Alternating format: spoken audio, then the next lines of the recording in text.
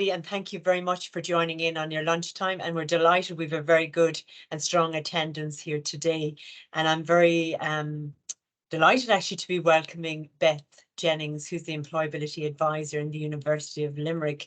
I heard Beth speaking quite passionately about her work there last year, and I thought this would be fantastic to share with the wider AHECS community. So again, I pounced on poor Beth to ask her would she do this, and she kindly offered to do it. So thank you very much, Beth. And Beth today will also have Melissa joining her, Connor and Christabel as well, joining in her presentation. So today's, I suppose, session is a workshop that will explore what disclosure means, which I think is very important for all of us to be aware of, and the importance of distinguishing, I suppose, between disclosing and disclosing a disability and disclosing the supports that are needed. And they're also going to look at some of the latest research and data and talk about, I suppose, how all of us as a community can support and empower our students with disabilities. So I'll now hand you over to Beth and her team, and thank you very much again. Thanks so much, Angela, and I'm delighted to be here with you all today. I will get started, but before I kick off, just to let you know, I can sometimes speak quite quickly. So if you need to turn on live captions, you just press the 3 buttons. I know we're all quite familiar with Teams now, but yeah, if you just need that, that's where that is. So Angela's already kind of covered what we're going to be looking at today. So this was the outline that I gave when I thought I was going to be on my own, but now I'm joined with 3 other people who are also going to be talking today, so you don't have to listen to me droning on. But yeah, the workshop's going to be all around disclosure and really making sure that we know the difference between disability and accommodations or reasonable accommodations that might be required. I'm also going to look at the research from AHEAD and look at some data from here within UL for our co-op placement students. So yeah, that should be it. It should be a great session, and I'm really excited to see how many people have signed up. So introductions then, that's me there. I work at the University of Limerick. I'm the Employability Advisor.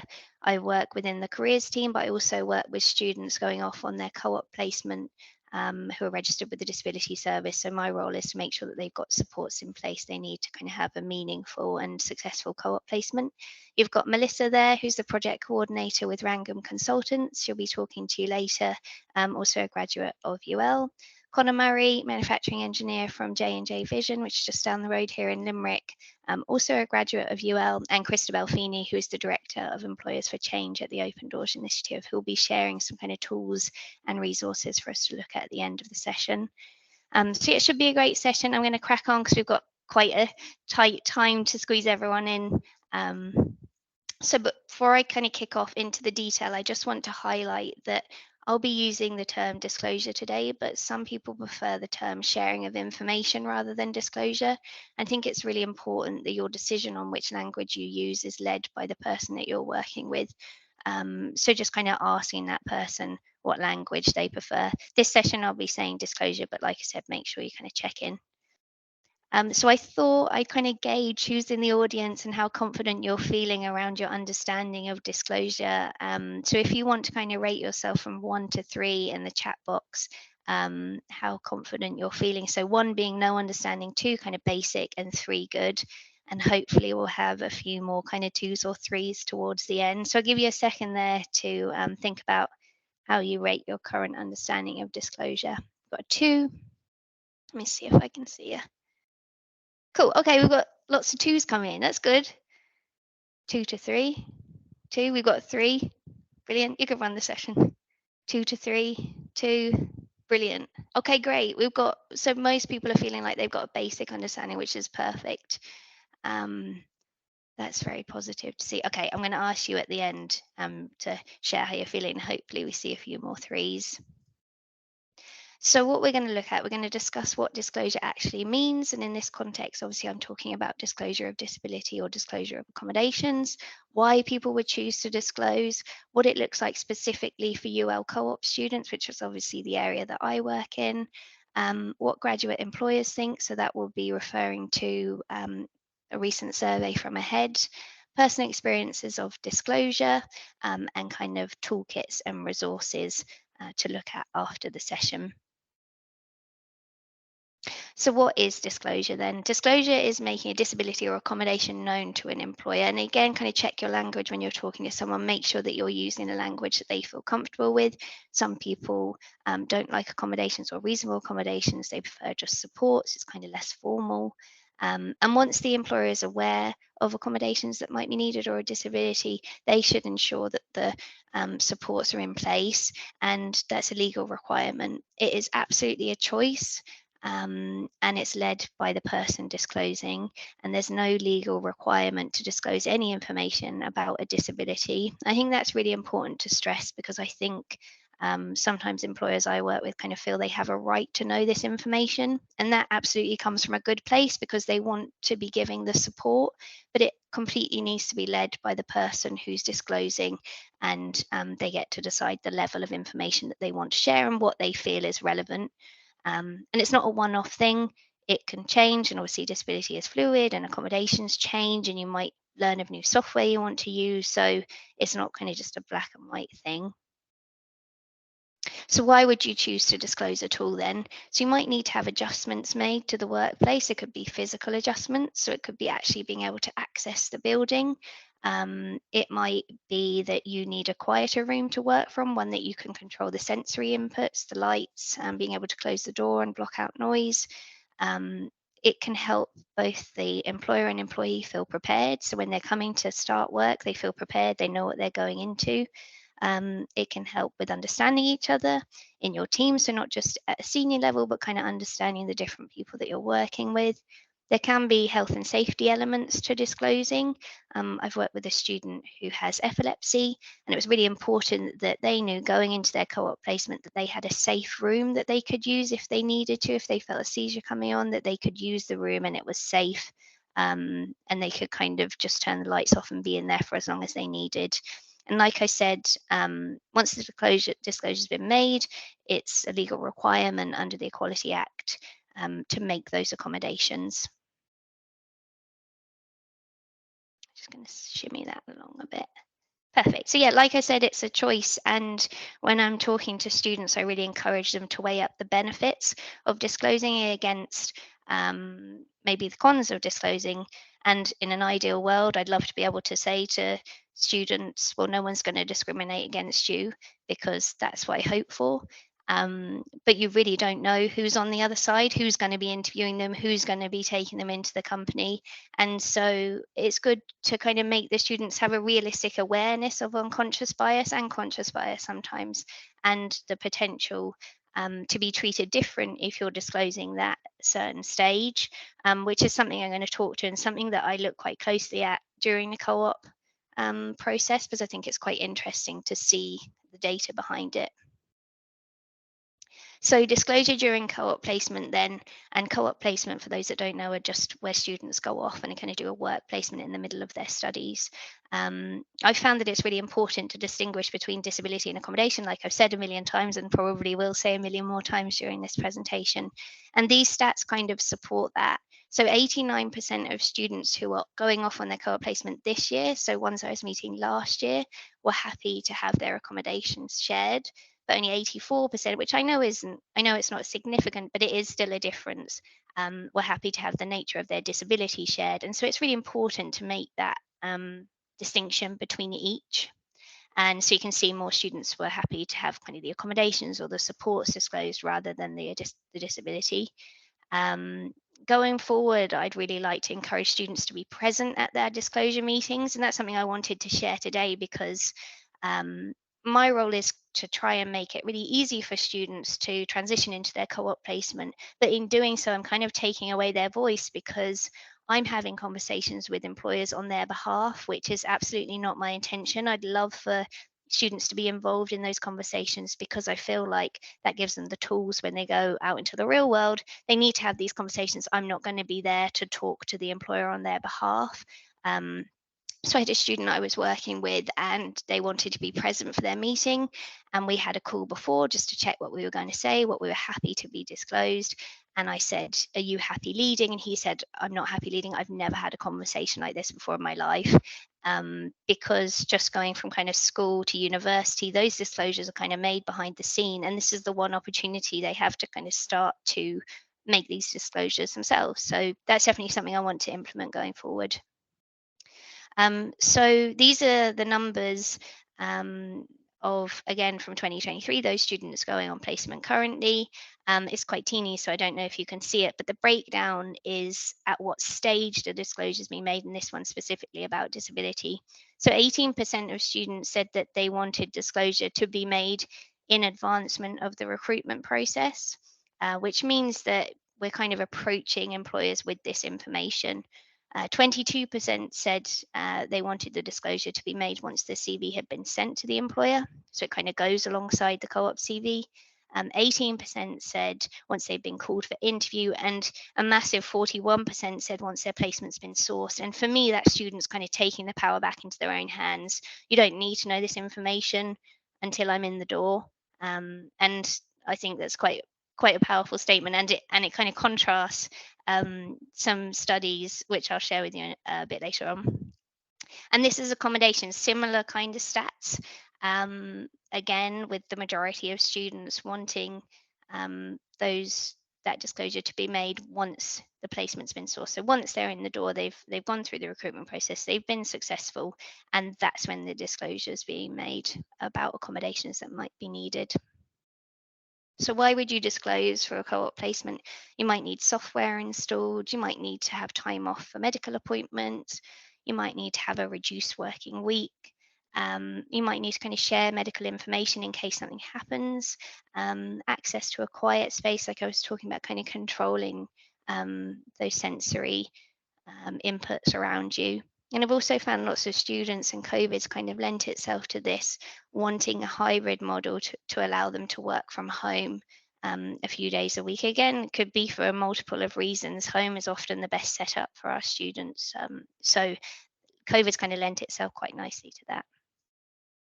So I just wanted to share this because I think it's kind of interesting in comparison to the information I've shared about our students at UL.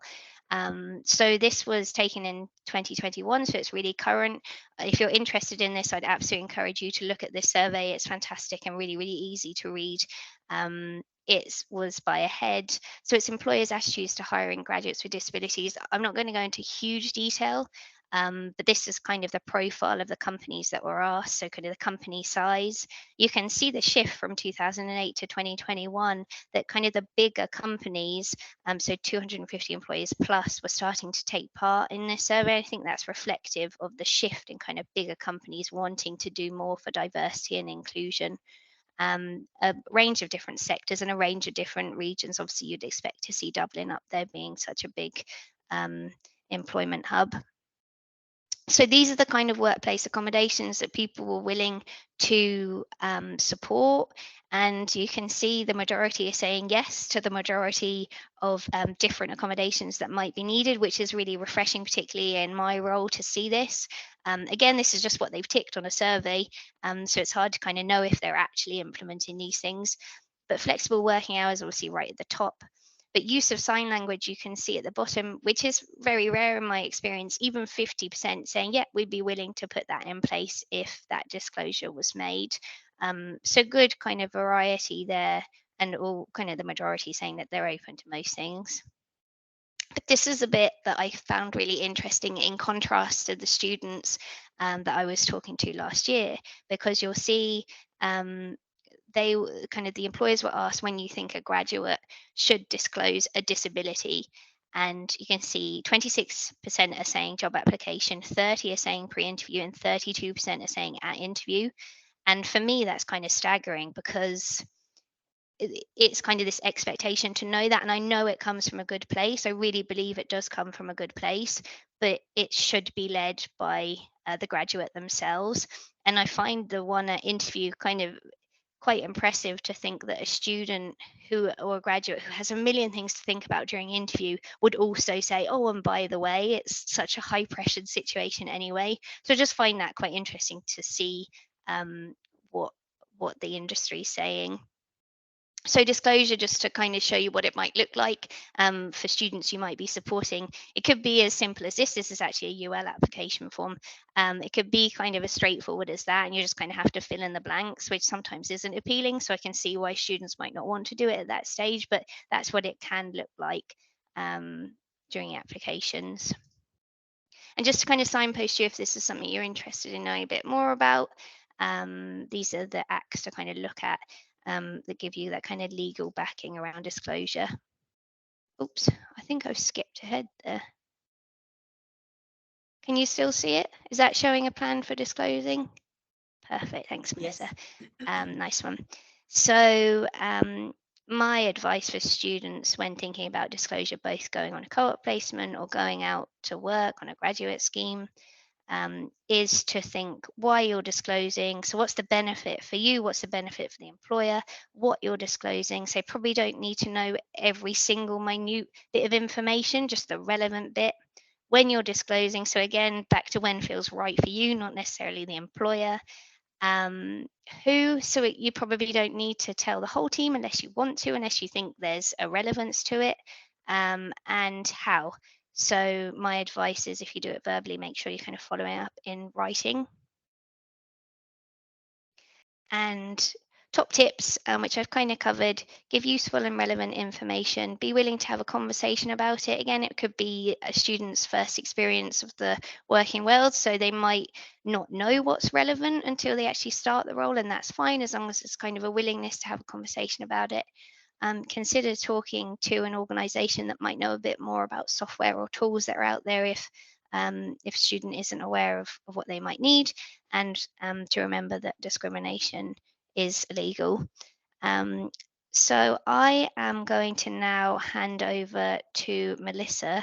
I'm not sure why, but everything's kind of gone a bit grey for me. But I'm hoping you can still see it. Yeah. So Melissa is a project coordinator with Wrangham. As you can see there, Wrangham's kind of focus is on creating kind of really authentic, diverse and inclusive workplaces. So Melissa, if you're happy, I'll hand over to you to chat away about kind of your own personal experiences and any tips you might share with us today. Perfect. Thank you so much, Beth. So hello, everyone. I'm Melissa. And I suppose just for the next 10 minutes or so, I'm just going to briefly share with you a few thoughts that I have around disclosure, just based off my own experiences as an autistic and dyspraxic person, both during my time as a student at UL, and then I suppose in my career in the time since I graduated. So I was actually diagnosed with autism and dyspraxia 20 years ago. So I've had a lot of time really for my relationship with disclosure to, I suppose, evolve and develop. It's something that's kind of almost matured along with me.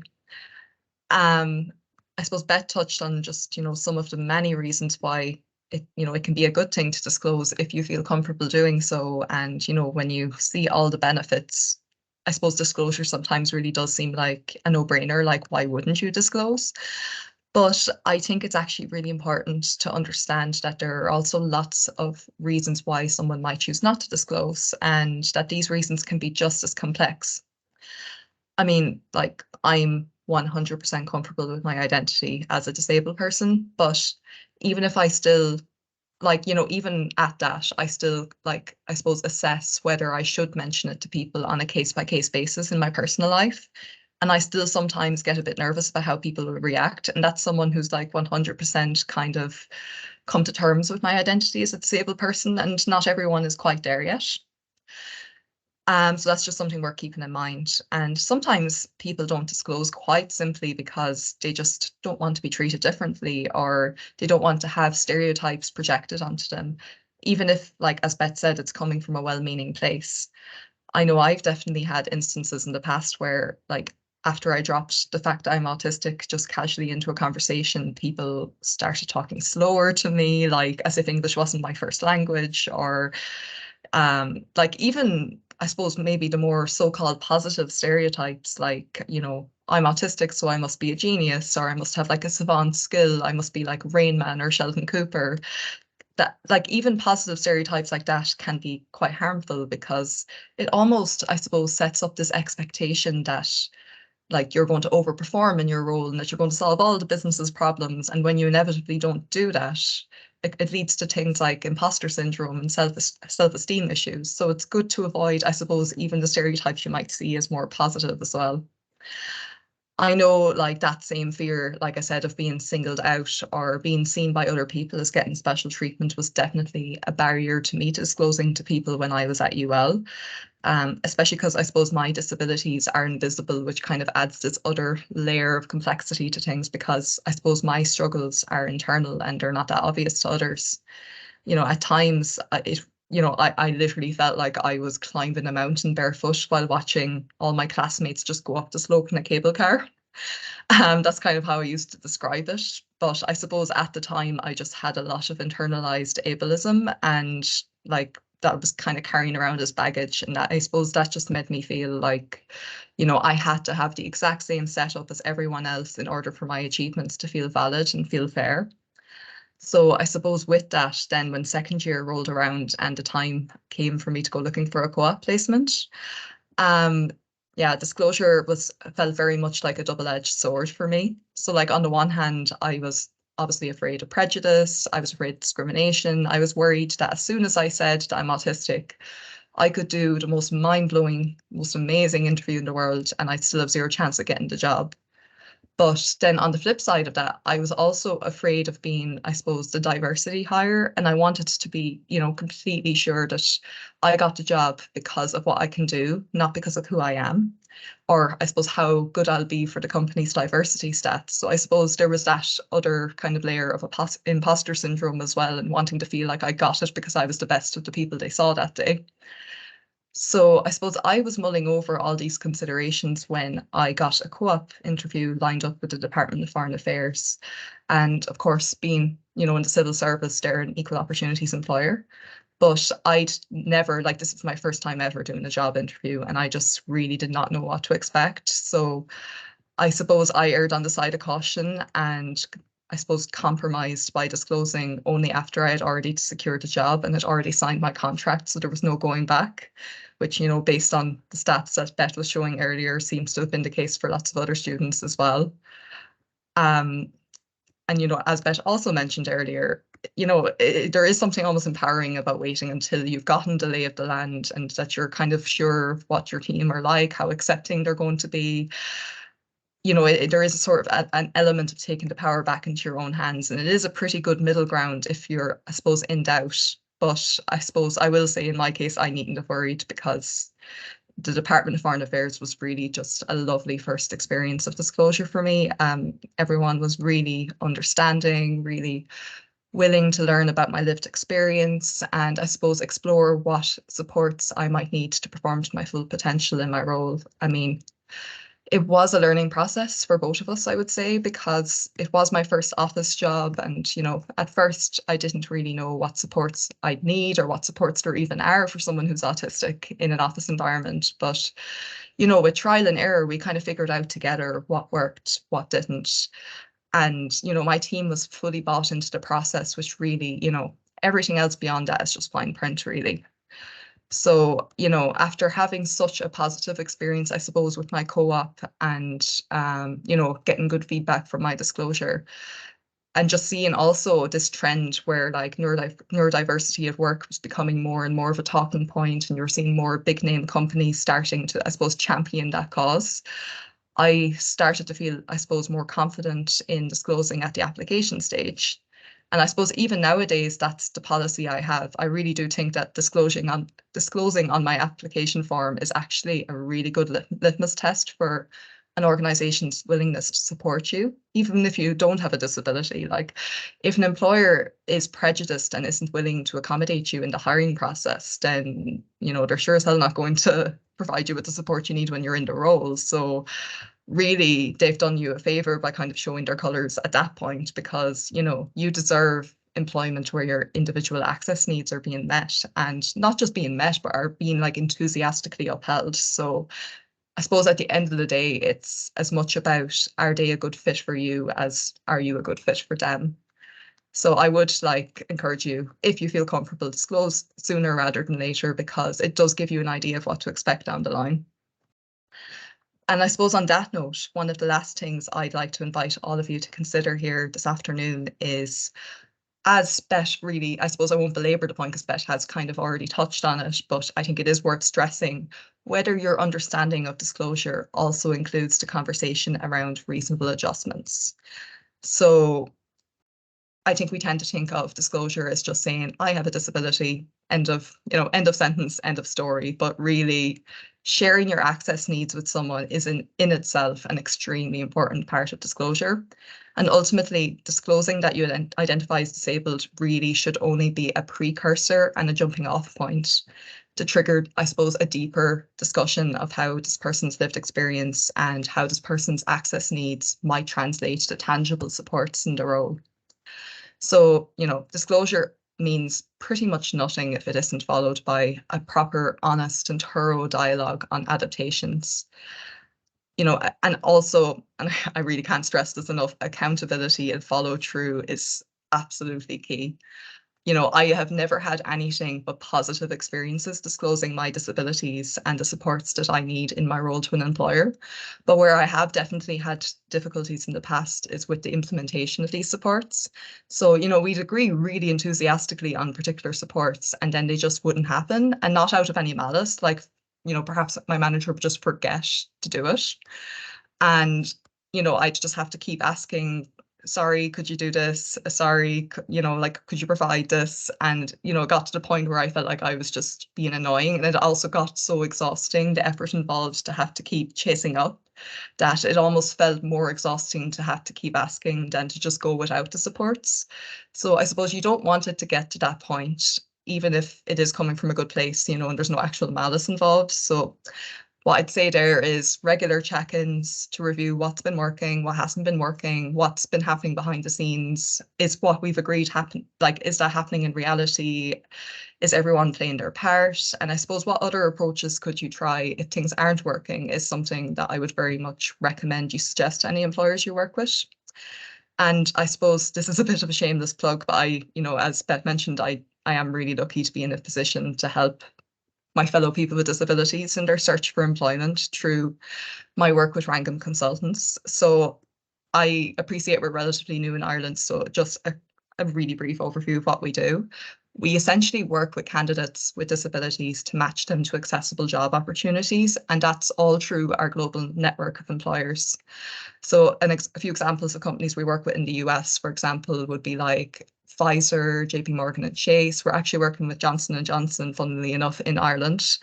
They're kind of one of the first they're actually our oldest customer back in the US, and now they're with us in Ireland. But essentially, we just think it's really important to us that any employers we work with are walking the walk when it comes to, I suppose, their accessibility practices. So we actually go through every aspect of the hiring process with a fine-tooth comb. And we help these companies make the whole journey from end to end as accessible as possible. So, if a candidate puts themselves forward for a role with one of our partner companies, then we support them every step of the way, whether that's preparing them for their interview or helping them with their paperwork for onboarding. And also we give each of our candidates tailored job coaching for at least 12 months and beyond that if they need it once they've secured the role. So I know from a lot of autistic people that I interact with, even in my personal life, that it can often be a case of, once bitten, twice shy, in that, like, all it takes is one bad experience with an employer to just completely shatter their self-confidence and, I suppose, make them almost go underground, so to speak. So, I'm particularly passionate about linking students and graduates specifically to our employer network, because I understand firsthand, just from talking to people, how crucial it is to have that positive first experience of work and, to start your career off on the right footing. So that's why I'd actually really love to partner with universities all across Ireland. I know I've already had some really positive conversations with some of the universities that are probably on this call, But we'd really love to forge some new connections. And, I can say right now, there's roles coming through to us from Johnson & Johnson ticking fast right now. And we also have some other employers that are coming up the pipeline that we're just finishing off some paperwork with. So if you have any students who you think might benefit from our support, please send them through to us.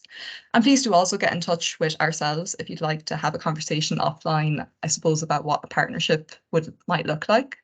I'll put my contact details into the chat, but essentially, I'd love to collaborate, and I suppose we are all kind of aligned on making employment accessible for all on this call today. So yeah, I think that's all I have to say, but thank you so much for listening, and I'll pass you over to Connor.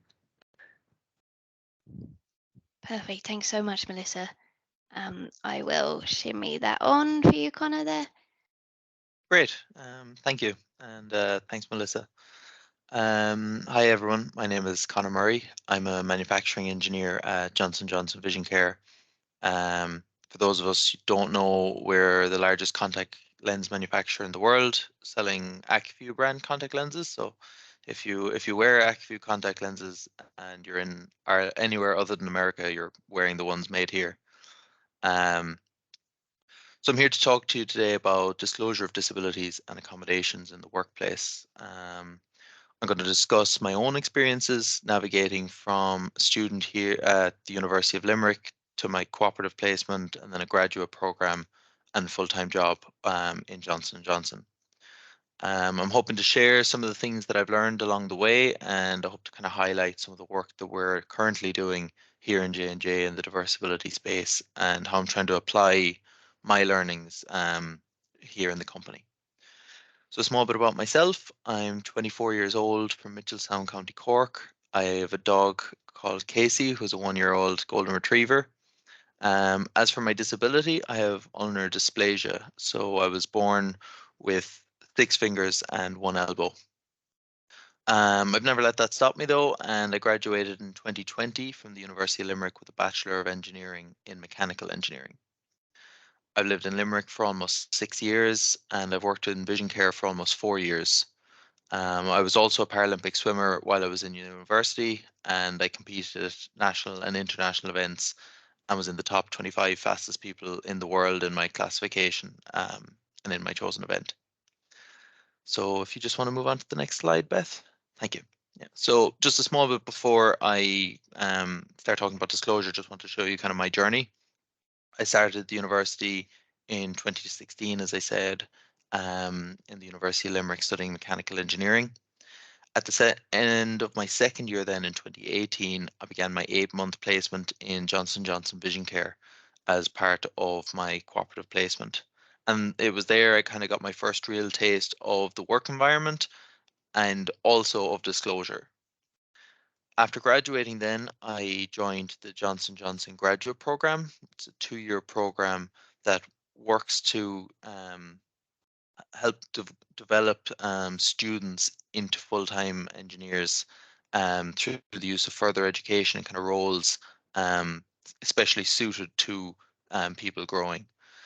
And then now I'm a manufacturing engineer here in Johnson & Johnson Vision Care, where I'm also one of the leads for a company-wide group whose goal it is to make the company more accessible for people with diverse abilities.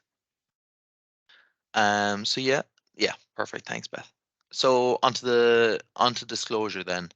It is a tricky topic, especially given that it's personal and very often specific to the disability.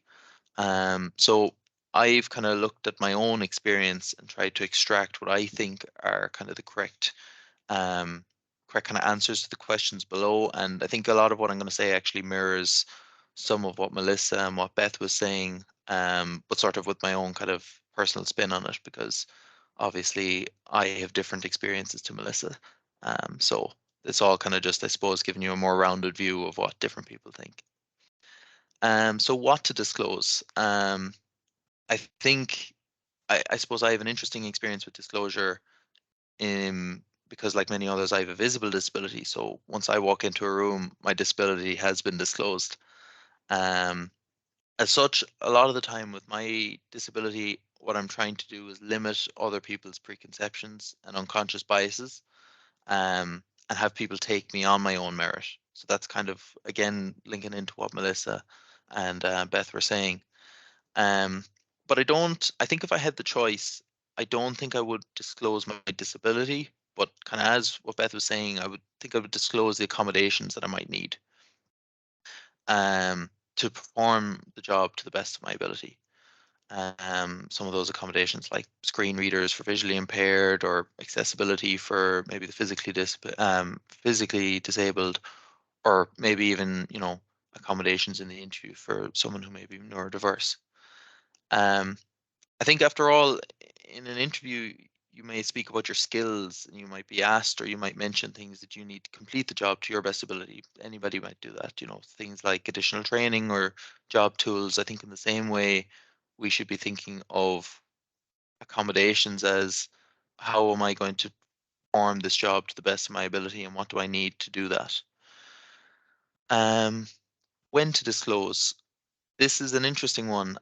So I based this on my own experiences, and I think it's kind of it's, I suppose, a compromise between what Beth's findings are, or what the information Beth showed, where students want to disclose, where I disclose myself, and where I probably think I would like to disclose, and where I would like people to disclose if I was hiring somebody.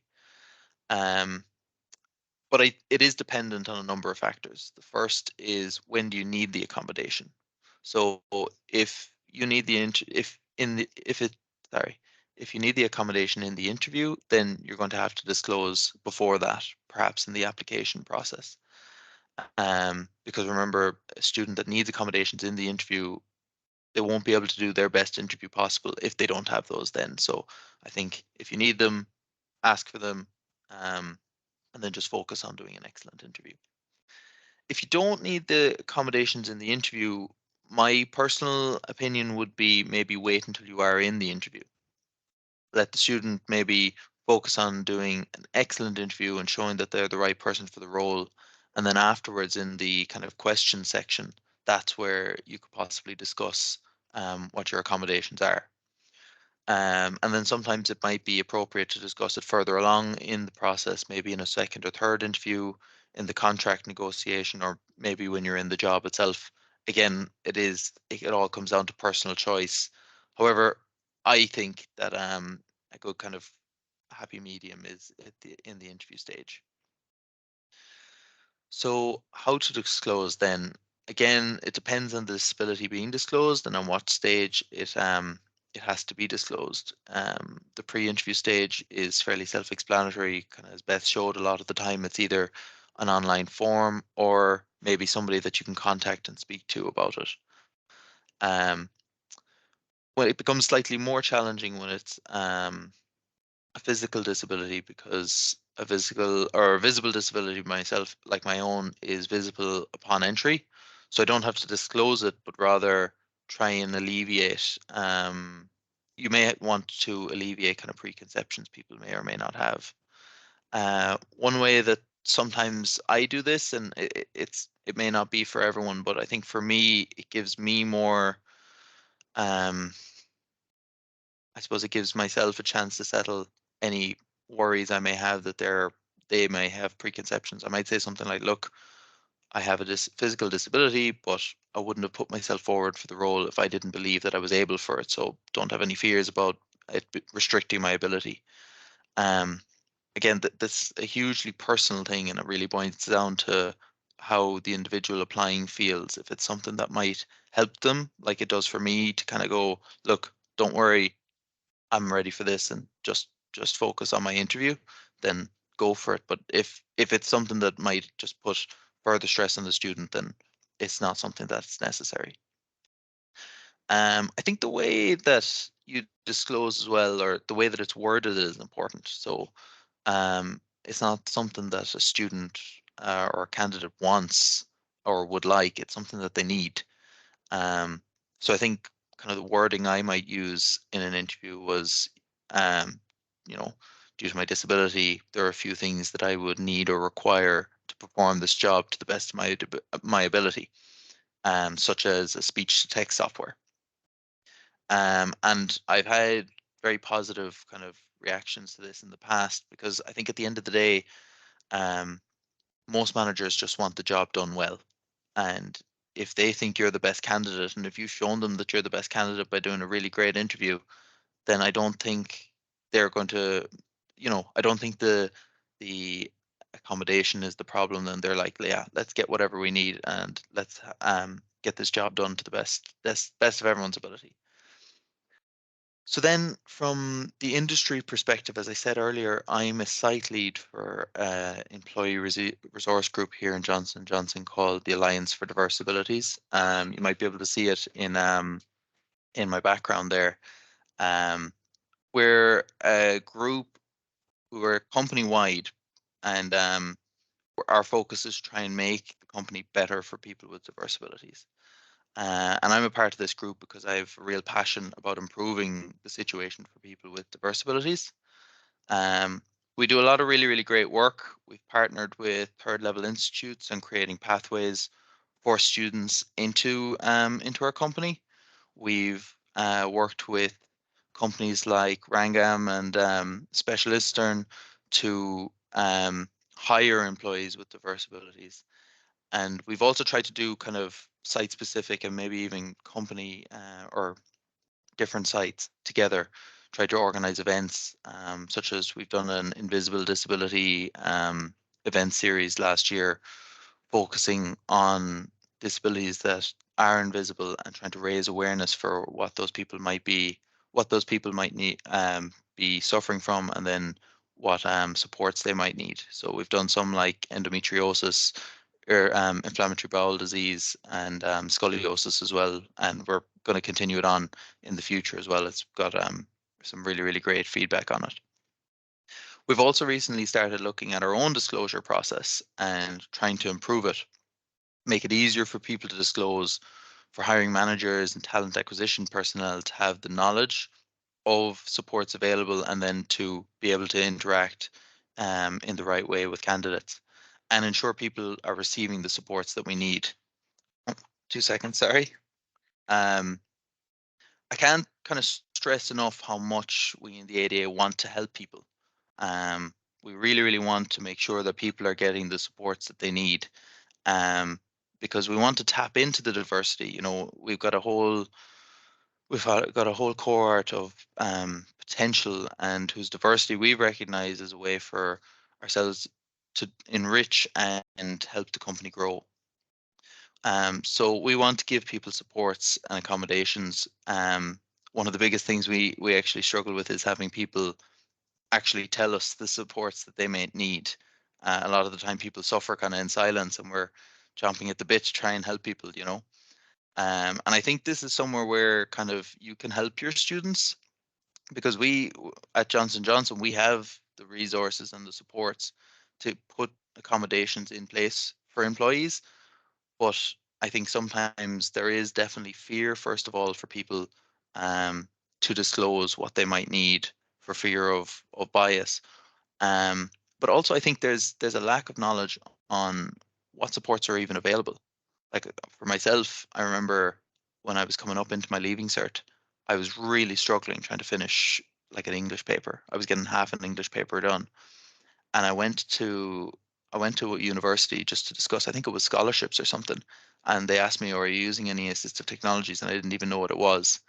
And I mean, from that day on, then I started using a text-to-speech software and was able to finish leaving cert papers, and I used it into college. But I think that's the thing, is that people don't know that, people with disabilities don't know what supports are there.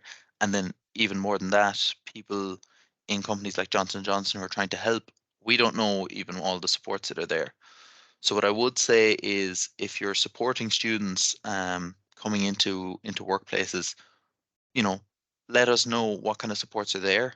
Tell students to say, "Hey, this is what I used in college. I used this technology. I used this. This really helped me if I had this kind of a space," because we have the ability to put those in place. And if we don't have it, we can definitely get them.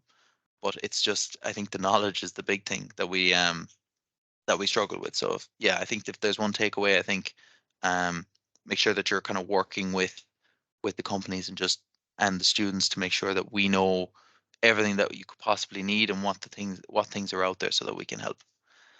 So yeah, I'm going to finish up by saying thank you very much for listening, and I'm happy to answer any questions either now or at the end. I'm not sure where the appropriate stage is, but yeah, thank you very much. Yeah. Thanks so much, Connor. Maybe we'll save questions for the end, but that was really interesting and very cool to kind of see the insight of what Johnson & Johnson are doing. Oh, look, you're getting a few claps. Oh, Angela, you've got your hand up there. Sorry, I actually meant to clap there. Sorry. Oh, another clap. 2 years on Teams, I'm still struggling. Still getting used to it. Yeah, I know what it's like. Thanks so much, Connor. Perfect. I'm going to hand over to Christabel now, who's the Director for Employers for Change.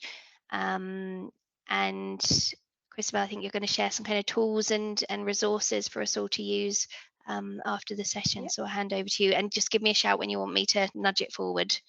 Perfect. Yeah, that's great. Thanks very much, Beth and Melissa and Connor. I'm very unfortunate that I'm following the two of ye. I should have been wise enough to ask to speak before you, because you've actually covered so much stuff there that a little bit of me is going to be on repeat. But as mentioned there, my name is Christabel Feeney. I'm the Director of Employers for Change at the Open Doors Initiative.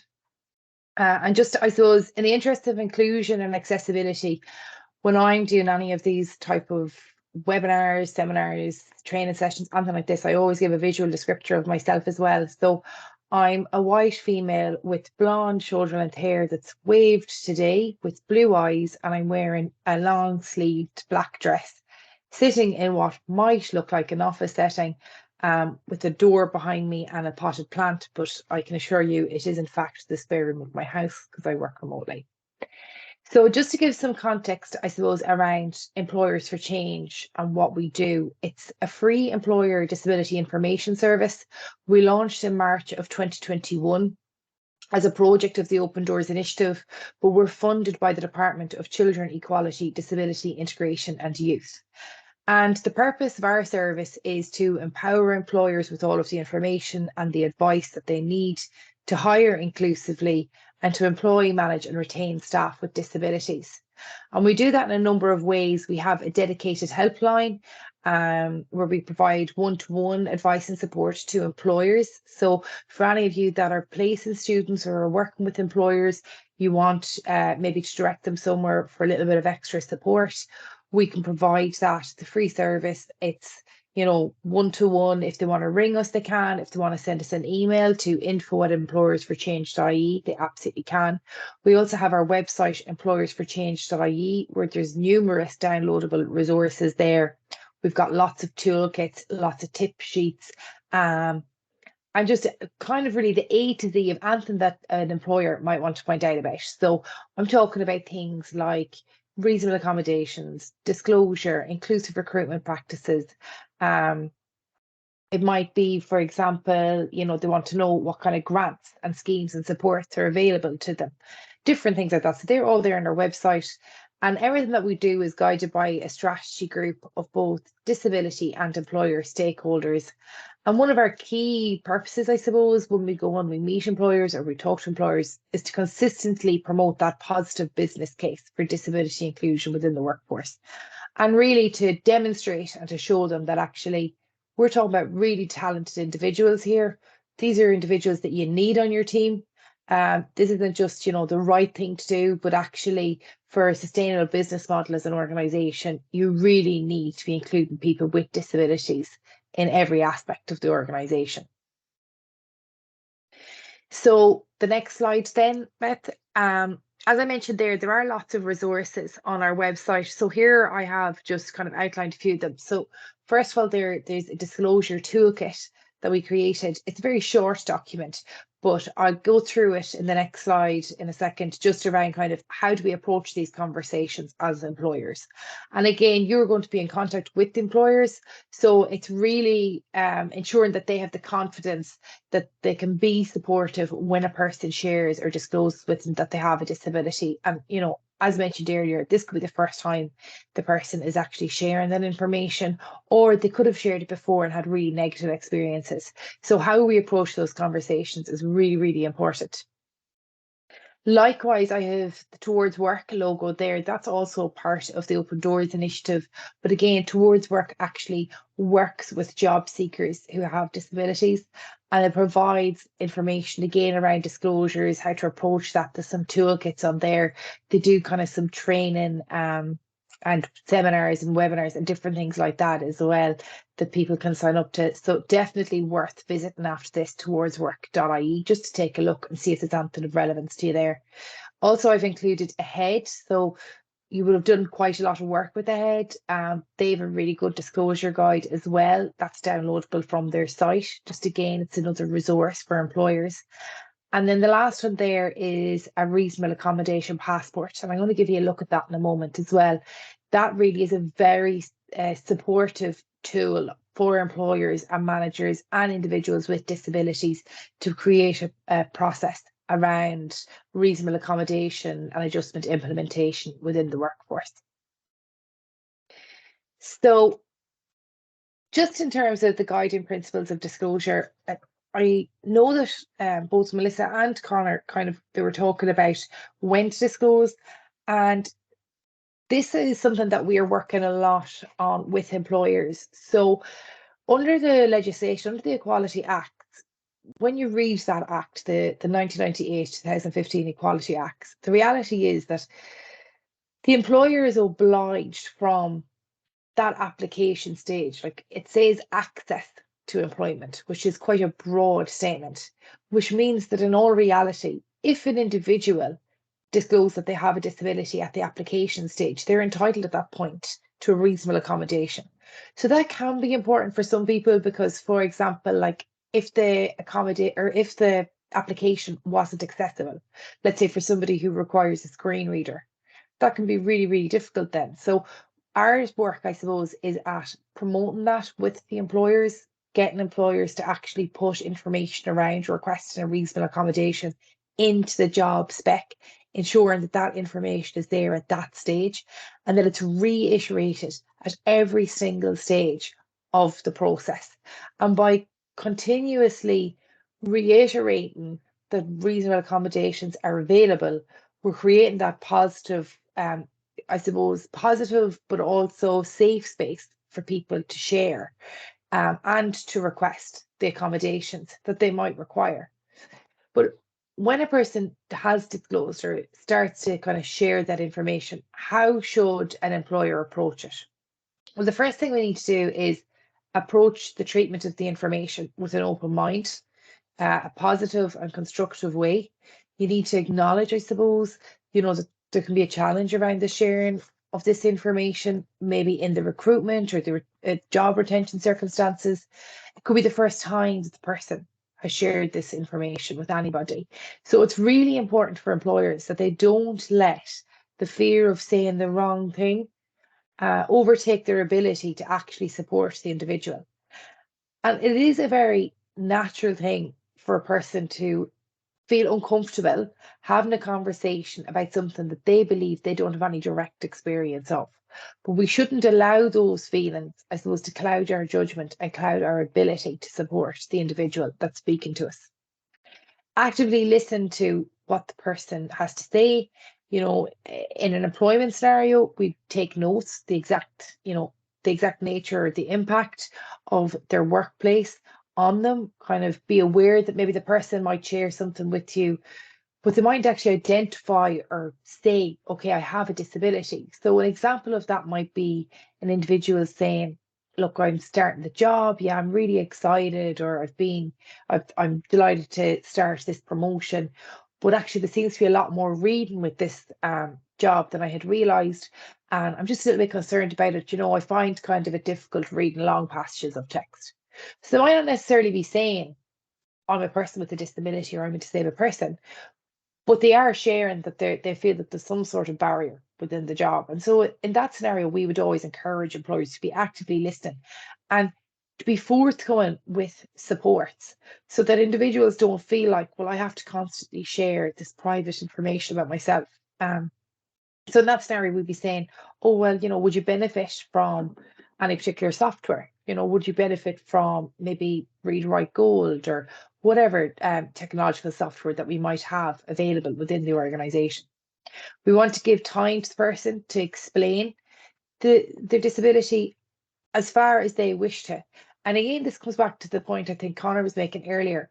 We're very clear with employers when we're having these conversations that there are boundaries, and you have to respect an individual's boundaries, particularly within the workplace or employment kind of environment.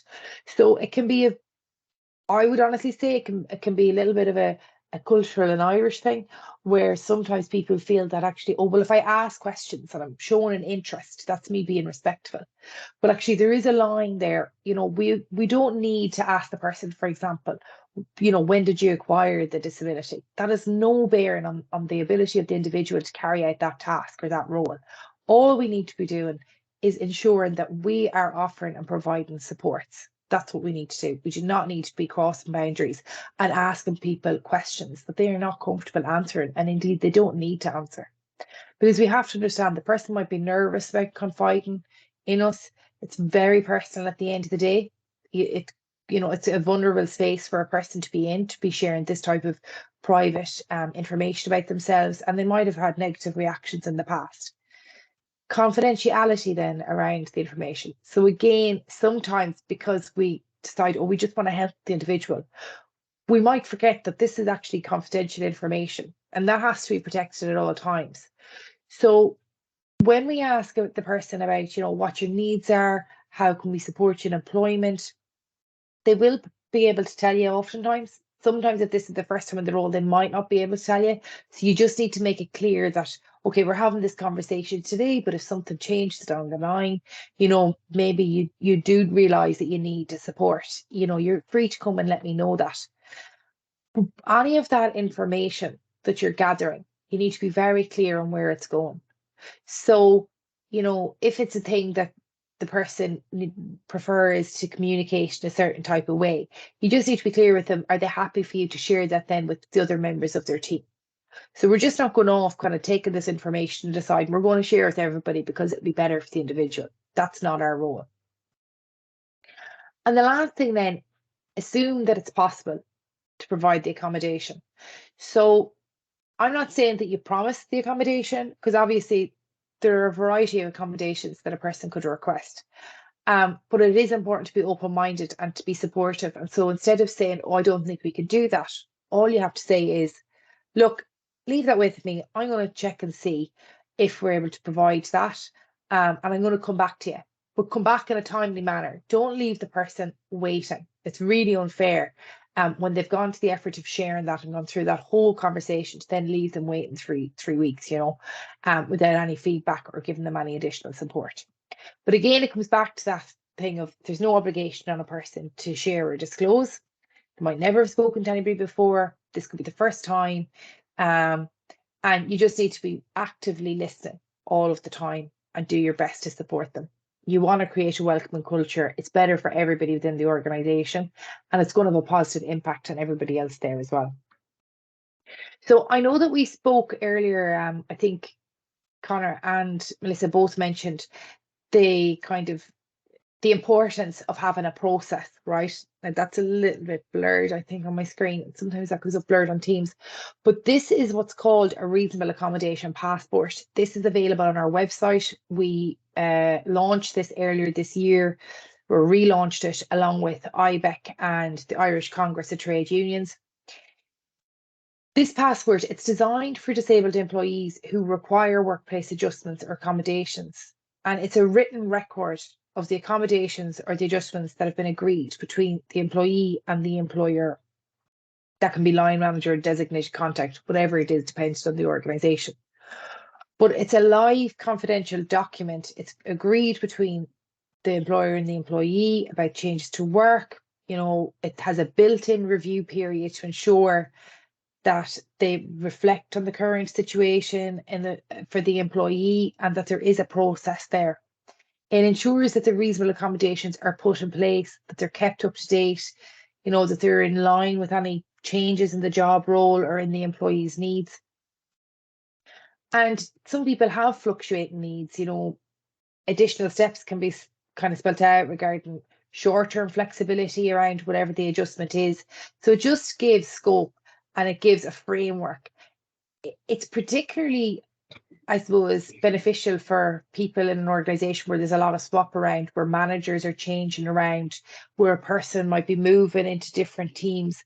And it also kind of gives a support mechanism, maybe to managers who are unsure of themselves a little bit and just need something as a support when they're having these conversations with individuals. So it's being used by the likes of BT have used it. I know the Bank of Ireland have something like this in place that they've opened up to all employees. And it creates a very positive environment and it creates a process for individuals. But that document is available on our website. The other one that I would suggest to people, for employers, that might be useful is a document that we did or a piece of research that we did with the Atlantic University Sligo on inclusive recruitment practices and what is best practice and how to create that kind of inclusive atmosphere throughout the whole recruitment process. And that's available on the website as well. So I am conscious, Beth, that I have run through everything there. So if anybody wants to get any follow-up on any of these, I'm more than happy to do that. I'm sorry, I've gone over. I just looked at the time. I apologize. No, Back you're to you. perfect. That was Sorry. brilliant. Thanks so much. No, it's not you at all. You're perfect. Thanks so much for sharing all of that, and definitely lots of things that we can go away and look at. In the interest of time, I think I will skip ahead just to questions. But if people do feel like they want to rate their understanding, they absolutely can in the chat box. And then if anyone's got any questions and they want to come off mute or they want to use the chat box, feel free. I'm happy to stick around and answer any of those. I'll just get the chat box up. Equally, happy to share everyone's contact details if all the speakers are happy. If people want to approach you directly. I can see lots of thank yous, but I can't see any questions. But I'll leave it for now. I'll leave it open just in case. It's very, yeah, Beth, I've been keeping an eye. There isn't any questions as such, but everyone is very, very grateful and thankful that you've shared your knowledge and expertise. And I know a few of us who thought we had some knowledge, I think could regrade our knowledge again. It was fantastic. And I thought an excellent delivery and the input from the guest speakers as well. Melissa, Connor, Christabel was great to have. So really, really appreciate that. And I think we'll all be listening to the recording of this as well. Brilliant. So thank you. Perfect. And that's available tomorrow, is it, the recording? Yeah, in the next day or two, yeah. Brilliant. That's perfect. All right, great. Well, I can't see any other questions. So if everyone's happy, I guess we'll leave it there, Angela. Yeah, thank you. And again, on behalf of all the members of AHECS, thank you very much, Beth. Again, I say I pounced on you once I heard your passion for it, and it was just fantastic. And I thought it was just great to share with everybody else. And again, to our guest speakers, thank you very much, Melissa, Connor, and Christabel, for taking the time to jump on as well at lunchtime. So thank you all very much. And thanks for the wider AHECS members for joining in as well. Thank you very much. And thanks to Caroline for organising it as well. Appreciate that. Thanks, Caroline. Thanks for having me. Thanks, everyone. Thanks. Thanks, Melissa. Thank you. Thanks, Christabel. Thanks, guys. Bye-bye. Thanks, Liam. Bye. Bye.